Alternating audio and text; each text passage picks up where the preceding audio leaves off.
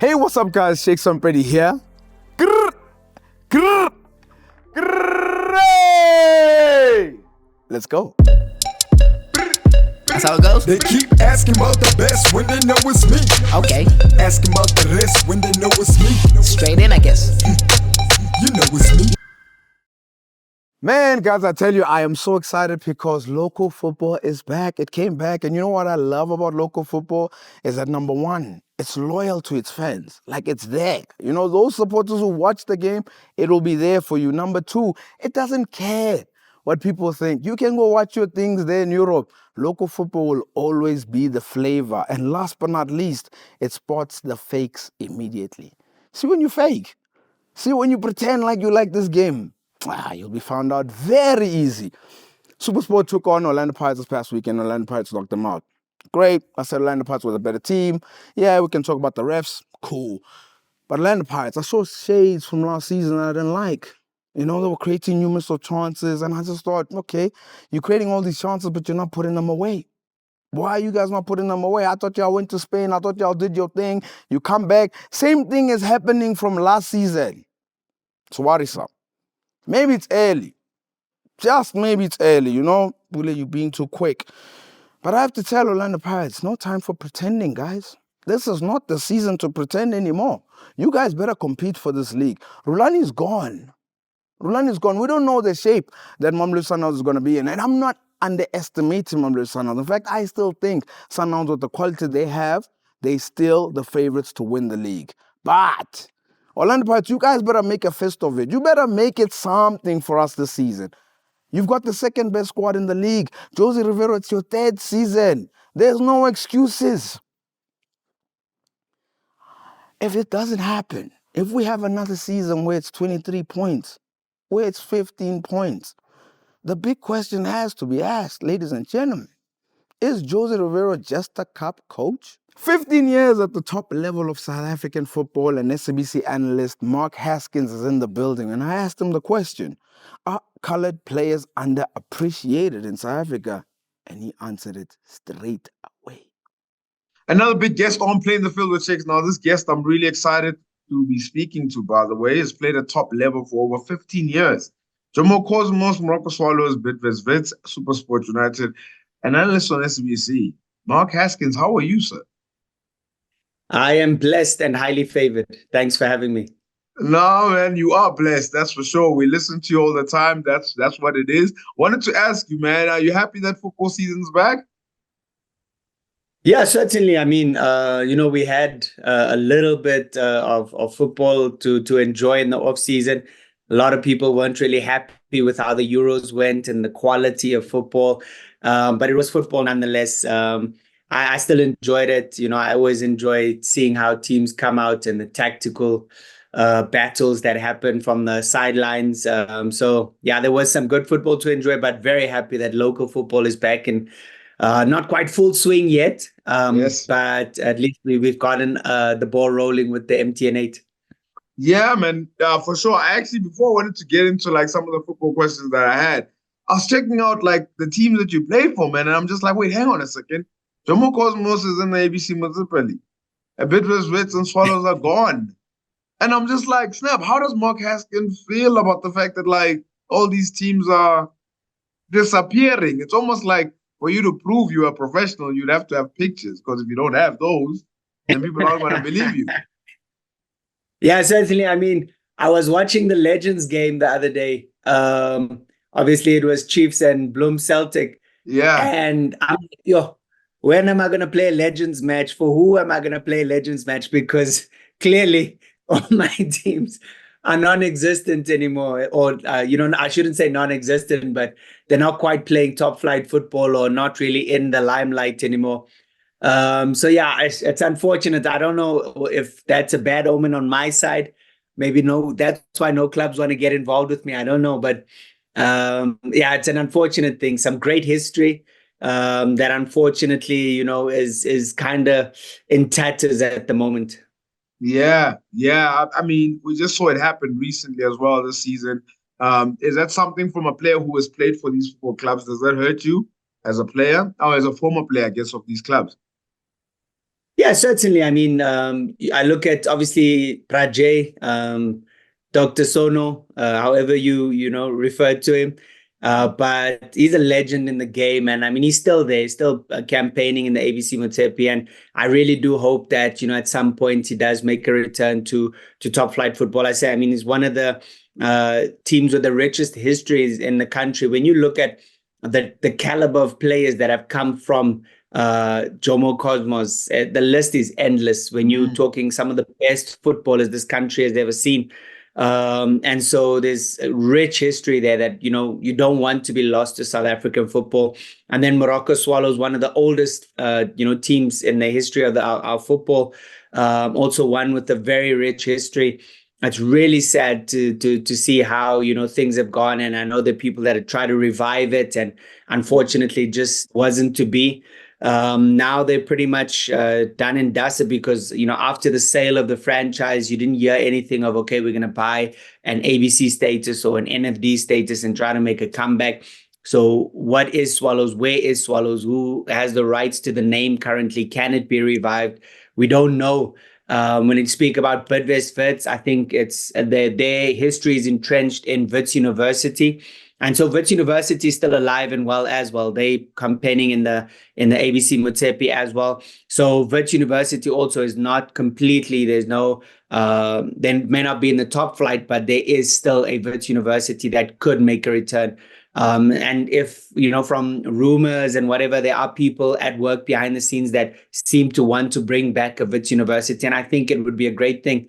But yeah, anytime any team with such a rich history, is lost, it's worrying about our football in general, regarding our football in general. Where is their history? Where is, people who've been in and around the game for many years who know, they've paid their dues or whatever the case may be.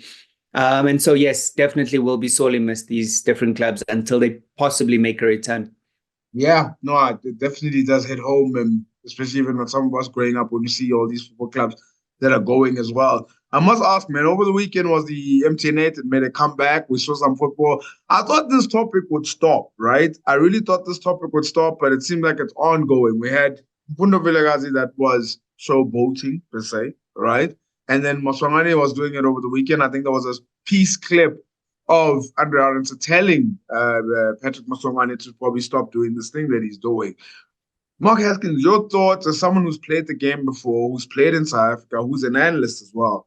Showboating in our football, where do you stand with it? As most of the players I've coached before, and even when I was a player, I hate it. And I'm not going to put it mildly. I absolutely hate it, purely because I feel it is disrespectful. And I'll tell you why. It's always my philosophy and my motto and how I live my life is do unto others as you would have them do to you.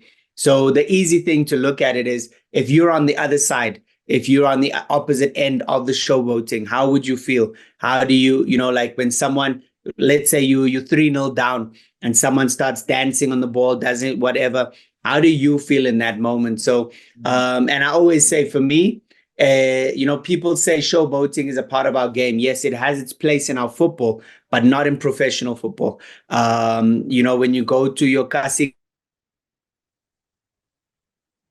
go to those games, they don't go there to see a tactical, masterclass from a coach or whatever the case may be. They don't go there to necessarily see great goals being scored. They want to see the guys who, are busy with the sugar there and dancing on the ball. So it has its place in football, but I don't think in the professional rank. And I always say, when you get a player who that's his natural game. So you spoke about Mfundo Vilakazi. I don't have an issue with Mfundo doing it, because Mfundo will do it whether it's 0-0, whether they 2-0 down, whether they're leading 3-0. So from start to finish, you can expect Mfundo will do something like that, because that's his natural game. That's what he does. That's what got him to the level that he's currently at. But when you get guys who, when it's 0-0, won't do it, they'll only do it when the team is maybe leading or whatever, then I feel it's disrespectful. So if it's part of your game and you use it to kind of beat your opponent or create space for yourself, whatever, then I'm okay with it. If you'll do it when the team is 2-0 down or when it's 0-0. When you do it only when it's 3-0 or whatever, then it's clearly that you're doing it to embarrass your opponent. And that for me is disrespectful. But when you are willing to do it, even when your team is, if that's part of your game, because it's how you play. So you do it at any point in the game, then I'm okay, because that's who you are. That's your game. But when you're doing it to literally and intentionally embarrass your opponent, then I have an issue with it. Now, when you say that when you're doing it to literally embarrass your opponent, have you seen sort of that happen before? And is that the part that riles you up a lot in terms of some people or some footballers actually do it to embarrass the opponent? Yeah, I mean, you literally, especially when you're leading and when the game is pretty much over as a contest, and then you start, dribbling wherever the case may be. You're taking the mick out of your opponent. Unfortunately, it's entrenched in our football. I remember when I was at Cosmos, we had probably one of the most skillful footballers in the history of the game. Sibusiso Zwane, we used to call him Cosmos. That man did things with the ball that would blow your mind. But the sad reality is, most of the time we played together at Cosmos, most of the time he would come on when we were leading just so he can showboat. But the funny thing is, he was a much better player than that. He could have done so much more than just the showboating or the dribbling. He was actually such a clever footballer. But the thing is, he became typecast, and he was seen as the guy who's brought on just to come and play for the crowd or whatever the case may be. And I think he had so much more in his game. And so yes, it's been a part of our football, and we're not going to run away from it. So for me, it's the manner in which you do it, and are you doing it to literally embarrass and disrespect your opponent? Then I have an issue with it, because it could happen to you. And how would you feel about it then? Because I guarantee you, the same guys who do it, when it happens to them, they'll be the first ones to kick out. Now, the thing is that we spoke about Mfundo Vilakazi having to be found at sort of those Diski games, the Kasi games as well. And we have those Kasi games during the off-season. We see it quite a lot that's happening. But we've also seen clips it happening in the DDC, where some of the players have done it there. It seems like this thing is coached from a very young age. Would you advocate for coaches to stop coaching youngsters? And when I'm talking about youngsters, I'm talking about like 10 to 15 years old or 8 to 15 years old, to stop playing like this? Well, so the reality is, when you look at our football structures, where do most of our players learn their trade? They don't learn that from any coach. There's no coach who teaches, or those things you learn playing in the street. I mean, we did it. We grew up playing in the street, and you dribble in the street. It's unorganized, just for fun. It's not structured football. Nobody learns that playing structured football. And so I don't think that's taught at any point in the development phase. And so it's not a case of coaches maybe need to stop teaching it. It's what kids do from a young age. And when do kids really get proper coaching in this country? Unfortunately, it's after they've learned all the bad traits. I shouldn't say bad traits, because you can use those skills effectively. You can, and that's what separates us. I think probably one of the greatest exponents of that was Giftly Remy.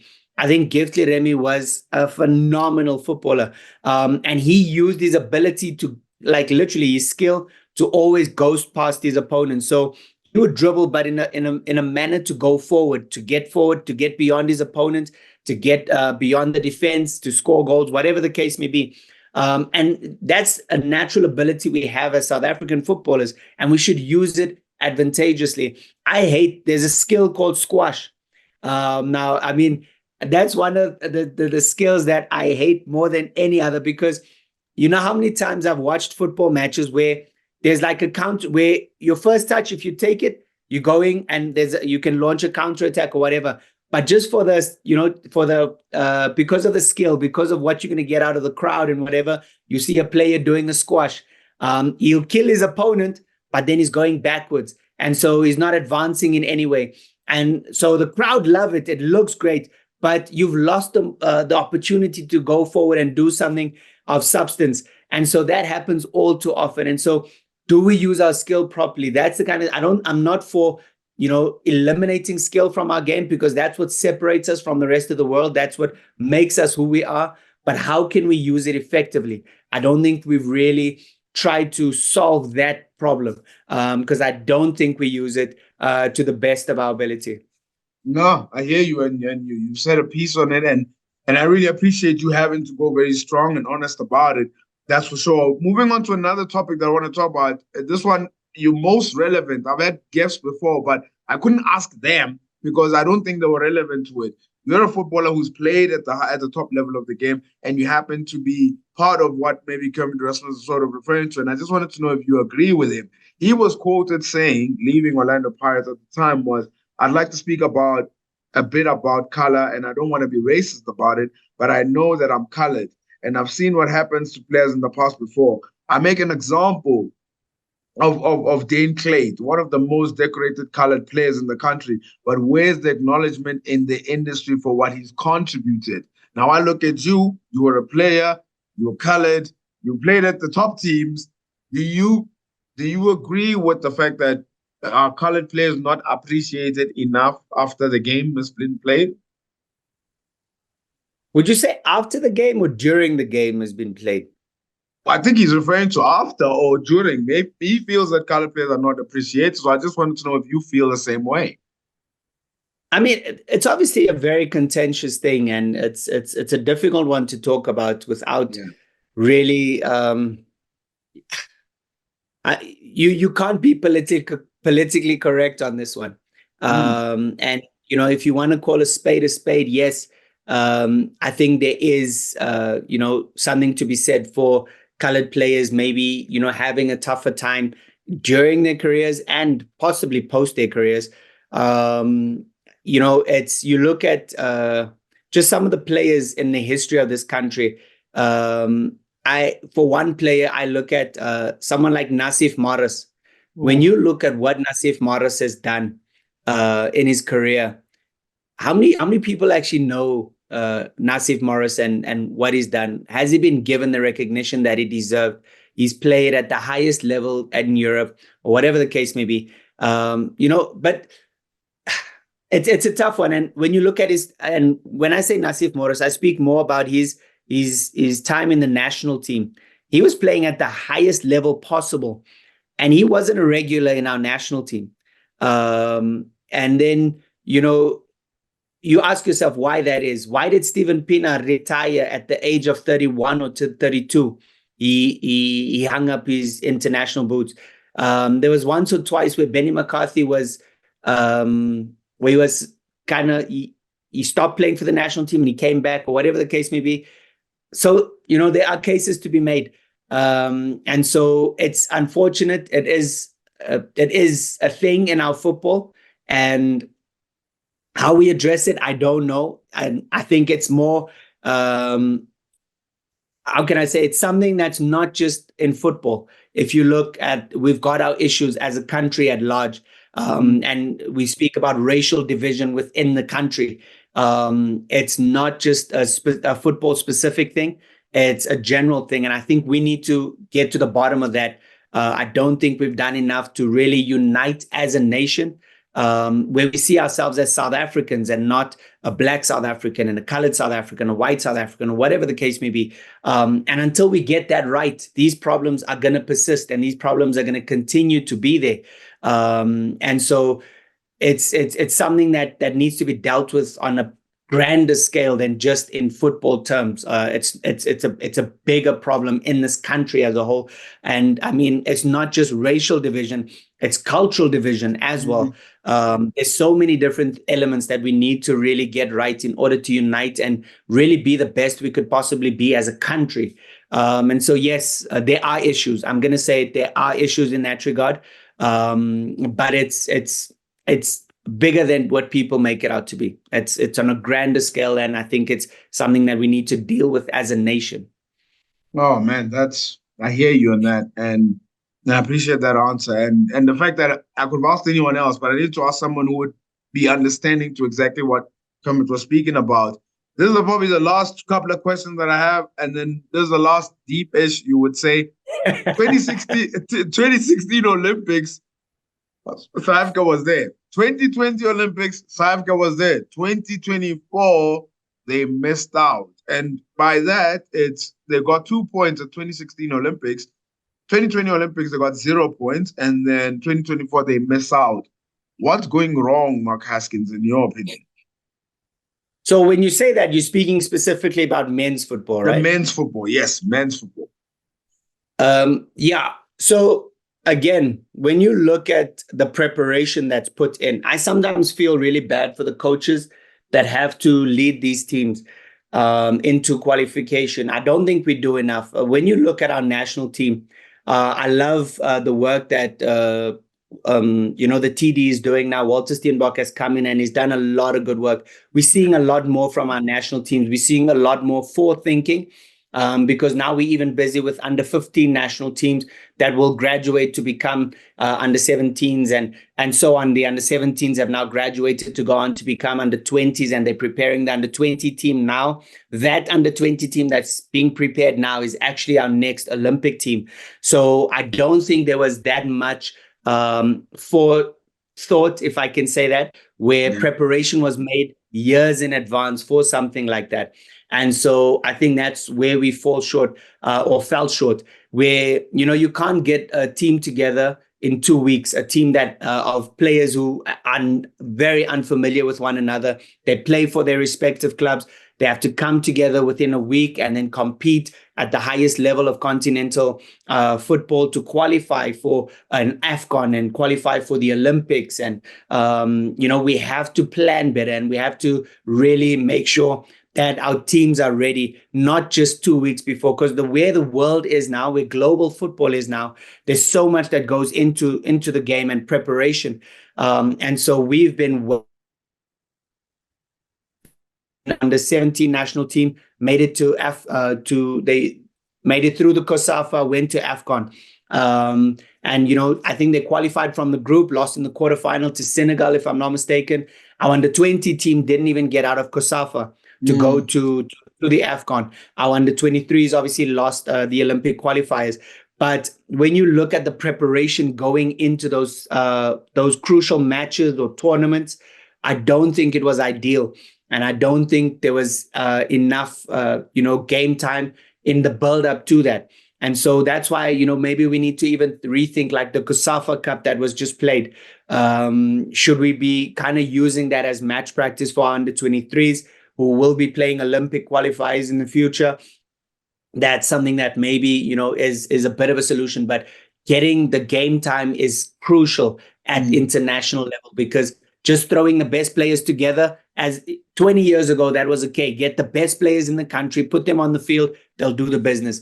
But in the modern game, that's not good enough. We have to plan better. We have to prepare better. But I do believe we're on the right track now. I think with the work that TD is doing, I think there is, a lot of preparation ahead of time. And so I think that's going to put us on the right course.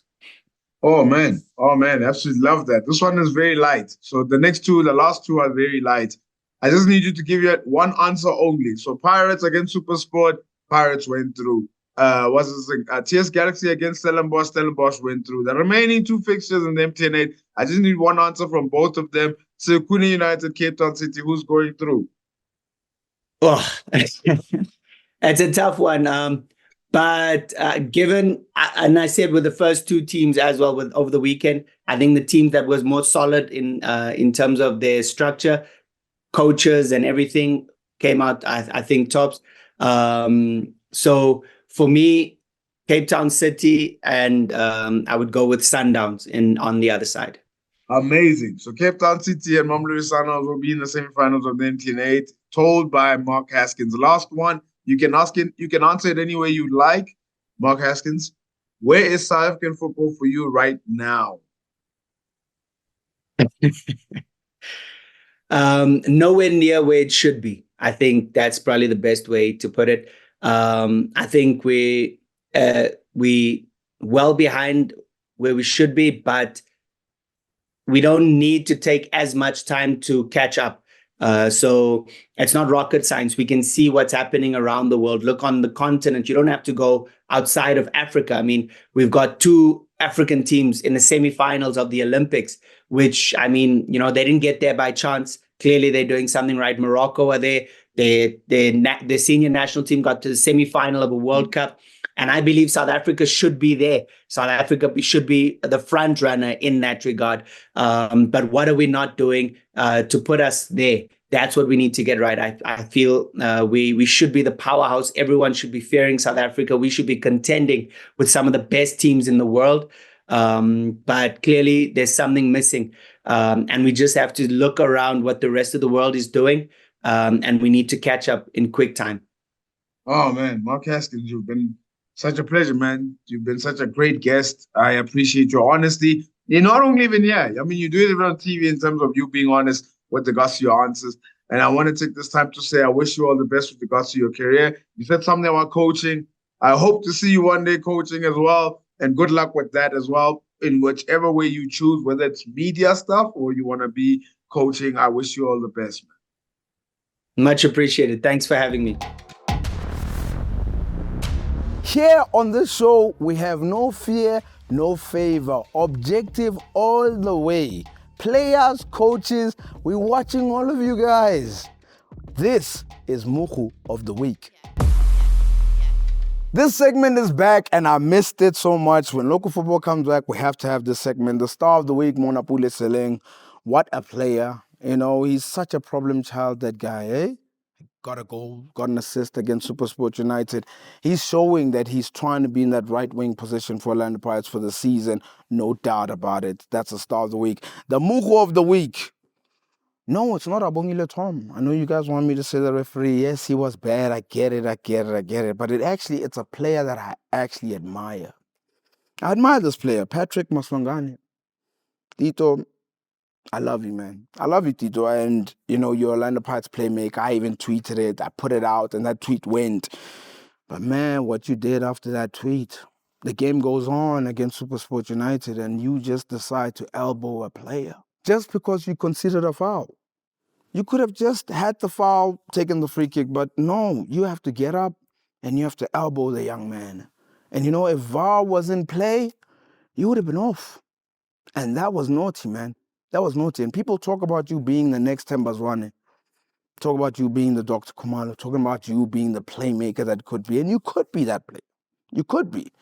But I've seen these shades of you having to be aggressive, and you got to take that out of your game. And when I saw that, right after I tweeted you and begged you up, you go do that. It's pathetic, it's wrong, and it's unnecessary. And with that being said, you won the game, yes, but you are the Mogoe of the Week. Placing the right bets on the right games. Win big with Shakes from Rampedi on Bet of the Week. 5 games on this week's bet slip, no doubt about it. Let's get into it. Sparta Prague going up against FCSB. I've gone with Sparta Prague, straight win. Salzburg going up against FC20. Salzburg, straight win. Brazil against Spain, the woman. I've gone with over 1.5 goals. Bratislava against Apoel. I've gone with over 2.5 goals. And the last game going to Iberia against Başakşehir. Guys, these are the early qualifiers of Europa League and as well as Conference League. Please forgive me. I've gone with Başakşehir to win the game. The final odds being 8.83. Guys, let's just make some money. You know, don't think about it. Let's just make some money. But don't forget to click on the link below. Remember to practice responsible betting at betway.co.za. Guys, I just want to take this time to say thank you so much for joining me on a Tuesday night. But we march on to another MTN8 weekend. Guys, local football must just keep on rolling. Let the good times roll. Before you go, don't forget to like, subscribe, and hit the notification bell so you're notified for future episodes.